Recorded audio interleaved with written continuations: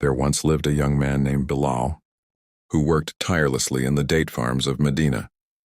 His hands were rough, his clothes simple, but his heart was full of faith. Every day he would pick dates under the burning sun, whispering quietly, "Bismillah, may Allah accept every drop of sweat for my risk." Bilal didn't earn much. Most days he barely had enough for bread and water. But he had one habit. Whenever he received his wages, he would take out one date and drop it in a small clay jar hidden in his home. His wife once asked, "Why do you save these?" He smiled softly and said, "These are my secret gifts for Allah. One date for every day." He kept me alive. Years passed. The jar filled slowly. Sometimes when guests came over, he'd give them food but never touch that jar. To him, it wasn't just fruit. It was worship, patience, and gratitude all mixed together.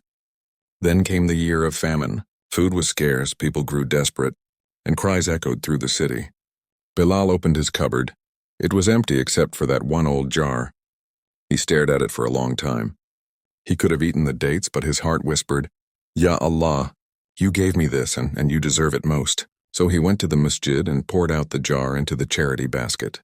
People saw and smiled, not knowing how much that small act cost him. Days later, a merchant from Yemen arrived with a caravan full of food. He asked the imam, "Is there a man named Bilal here? Someone once helped me long ago, and I came to repay his kindness."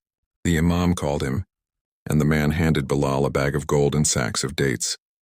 Tears filled Bilal's eyes. He whispered, "Subhanallah, I gave one jar to Allah, and he sent me a mountain."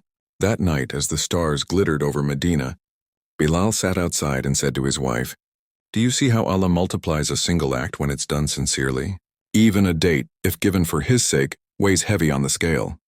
And truly, the Prophet said, "Protect yourselves from the fire even if it be with half of a date."